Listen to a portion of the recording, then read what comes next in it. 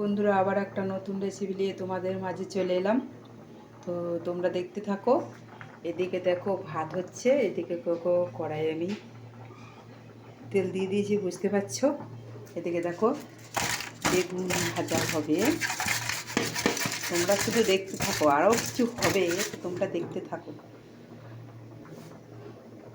তো চলো, তেল তেতে গেছে, দিয়ে দিই। তো চলো বন্ধুরা, এই দেখো আজকে আমি নতুন খুন্তি এনেছি। এই দেখো আজকে এই খুন্তিতে আমি রান্না করছি। কেমন লাগছে তোমাদের খুন্তিটা? তো চলো, বেগুনটা কাটিয়েছি।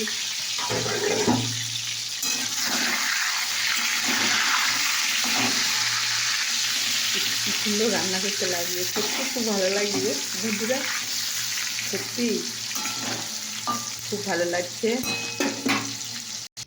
তো দেখো বন্ধুরা, আমার বেগুন ভাজা হয়ে গেছে।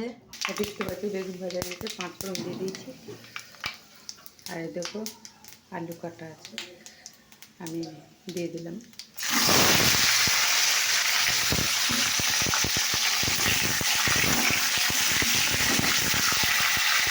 তো দেখো বন্ধুরা, এদিকে তরকারি দিচ্ছে। দেখো ডিম আলু পেঁয়াজ কুচি লঙ্কা একটু হলুদ দিয়েছে, একটু তেল গরম হয়ে গেছে।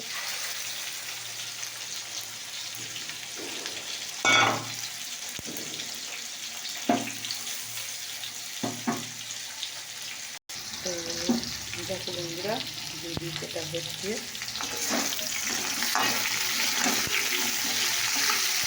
এরকম দিয়েছি। এই দেখো এখানে আছে বরবটি, শিম, বেগুন। ঠিক আছে, নতুন খুন্তি দিয়ে আগে রান্না করছি, কী ভালো, সত্যি চওড়া করা খুন্তি হয়েছে। এক খুন্তিতে সব মনে উঠে যাচ্ছে। দেখো বন্ধুরা, খুন্তিটা কতটা চওড়া। তো চলো চলো, নুন হলুদ দিয়ে দিয়েছি, এবার মাখবো। দেখো বন্ধুরা,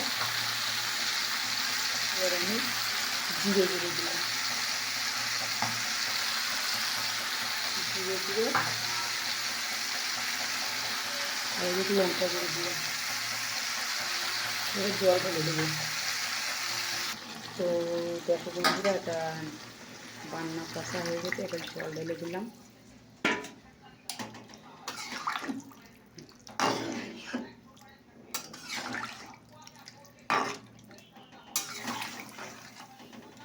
এবার এটা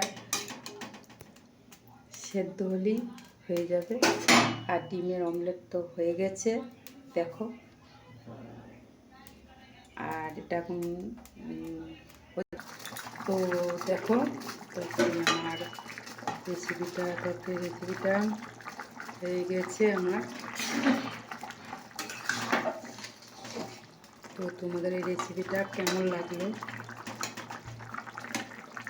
অবশ্যই কমেন্ট করে জানাবে। আর একবার বলে দিচ্ছি যে আলু কেটে নিয়েছি একটু চওড়া চওড়া করে, আর টমেটো এটা দিয়ে নিই, বরবটি, বেগুন আর তোমার শিম দিয়েছি। তো ওটা আলাদা রেখেছি। আলুটা কেটে ভালো করে একটু 5 ফোড়ন দিয়ে নাড়াচাড়া করেছি নুন হলুদ দিয়ে। তারপরে তোমার শিম, তারপরে বেগুন, বরবটি দিয়ে একটু নাড়াচাড়া করে, ভালো করে নুন হলুদ দিয়ে একটু নাড়াচাড়া করে, তারপরে আমি জিরে গুঁড়ো লঙ্কা গুঁড়ো দিয়ে একটু জল দিয়ে ভালো করে কষে নিয়ে তারপরে এটা করে তারপরে নাড়াচাড়া করে সেদ্ধ হয়ে গেছে। তো আমার সম্পূর্ণ রেসিপি রেডি হয়ে, তোমাদের কেমন লাগলো অবশ্যই জানিও।